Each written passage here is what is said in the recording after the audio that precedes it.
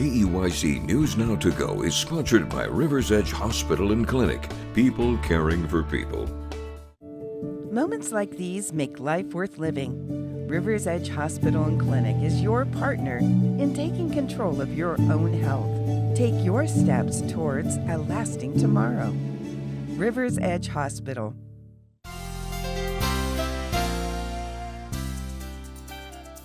Hello and happy Tuesday. Thanks for joining us for this KEYC News Now to Go update. I'm Jackson Jerk. In a few minutes, I'll be joined by First Alert meteorologist Caitlin Lohr with a look at today's forecast and the rest of the week. We start with local news. Monday night's Mankato City Council meeting saw more discussion after approving a new AI surveillance systems for Mankato Police. After a heated meeting a couple weeks ago, the meeting was calm and cordial. Residents in opposition to the initiative lined the public comment part of the meeting. 4 people spoke to the council, voicing their opposition before council members ended the comment period, citing time concerns. The forum had gone far beyond the 15 minutes that was scheduled in the agenda. Earlier this month, the council approved new cameras for squad cars and new cameras for the downtown area. Cameras connected to a national database and mobile surveillance trailers were not approved. Monday, residents reiterated their concerns for privacy and security, and the city acknowledged the movement and clarified that while some AI initiatives passed the council's vote, any initiatives that would connect to a national database were not passed. Opening the door to AI policing of our communities takes decisions away from officers who live and take part in our community. It came up, it's important, we hear the concerns, and the council made an amendment to the recommendation, and I think that's an important piece to make sure that we highlight too. Last night didn't officially have the AI surveillance initiative on the agenda. That won't happen for another 6 months when the city will review the effectiveness of the new equipment. Continuing with state news, new developments are expected this week as Vance Belter, the suspect in last week's shootings that killed former Minnesota House Speaker Melissa Hortman and injured one other lawmaker, is set to appear in court. Arquin Gorham explains where things stand ahead of his week's court appearance. As the state of Minnesota and those outside of it continue to grieve the loss of former lawmaker Melissa Hortman and her husband, Mark, the hunt for justice here in the state continues. We are expecting Vance Belter, the suspect in the case, to make a preliminary hearing appearance on Friday of this week. That'll be combined with a detention hearing where we'll hear a judgment on whether he needs to remain in the custody of the government or not. We got a bit of insight into how this case might go just after Belter was caught by law enforcement last weekend. U.S. attorneys have laid out a plethora of evidence that detail Belter's possible involvement in these shootings. Evidence that's likely to detail videos, a journal that was found in Belter's vehicle, and more, all laid out in a 20-page criminal complaint issued by the U.S. attorney last week. Belter faces a number of federal and state charges spanning from the murder of Melissa and Mark Hortman to the alleged stalking of both Hortman and the other state lawmaker, Senator John Hoffman, who was shot as a part of these attacks. If convicted, he could face the death penalty. We're not quite sure how this trial will play out, but we will have updates as we continue to track new developments. Again, Belter set to appear in court once again this Friday. Reporting in St. Paul, I'm Quinn Gorham. Now Belter has requested a federal defense attorney.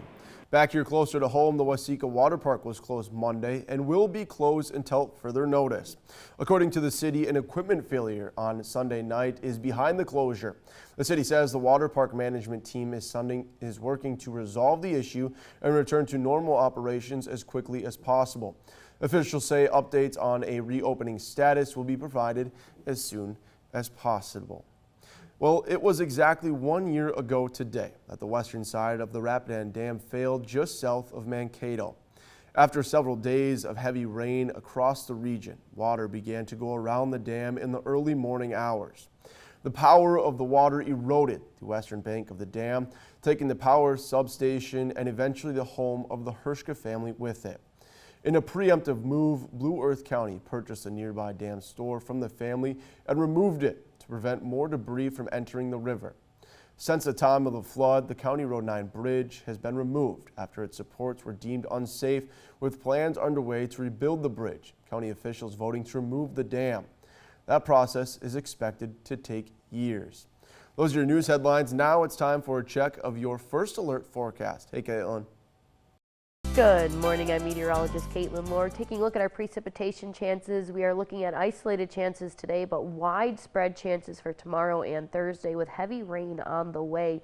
Now today, it thankfully will be a little bit quieter, even though we're looking at some isolated showers, a couple thunderstorms possible through this afternoon into this evening. But again, not a lot of accumulation associated with these as we continue into the overnight hours. Isolated chances will then become widespread by early tomorrow morning with heavy rain on the way. Today, though, 77 for the high, isolated showers, a thunderstorm or two possible. Tonight, as you saw, that may continue around the area as temperatures drop to a low of 66 degrees by tomorrow morning. Tomorrow and Thursday, we will be in first alert mode due to widespread showers and thunderstorms bringing heavy rain to the area. What we are looking at is 1 to 3 inches, if not a little bit more, for some areas of rain anticipated. This could lead to areas of flash flooding or flooding in general. As of right now, we're not looking at catastrophic flooding like we saw last year, but that doesn't mean we can't see things like flooding or flash flooding. So let's talk about it. Tomorrow morning, you're going to wake up to widespread showers and thunderstorms across the area. From there, as we continue through the day, we're going to see a frontal system become stalled along southern Minnesota and northern Iowa, right around the I-90 corridor. What that means is that's going to cause thunderstorms to develop over the same area throughout the day over and over again, and that is where that heavy rain is going to come from. As those showers and thunderstorms continue to develop over that same area, we are going to see anywhere from 1 inch up to 3 inches of rain possible by 7 a.m. Friday morning. Some areas locally could see more than 3 inches of rain. Like I said, this could lead to areas of flooding and or flash flooding possible. Remember, never drive through a flooded area. You never know how deep the water is, what kind of garbage or bacteria could be in those floodwaters, or if that roadway or pathway is still there. Most importantly, do know that 1 foot of moving or rushing water can float away most smaller vehicles, while up to 2 feet of water or more can float away larger vehicles, including SUVs, pickup trucks, vans, things like that. So just because you have an SUV or a pickup truck or even a lifted truck or vehicle in general does not mean you are necessarily safe from flooding conditions. So again, please make smart decisions. If you are putting yourself at risk, you could be putting others at risk that are either with you or those that may have to come rescue you should you get stuck somewhere. With that being said, here's a look at your extended forecast showing that we are going to be in first alert mode tomorrow and Thursday due to that heavy rain anticipated within the area and that possibility of flooding and or flash flooding.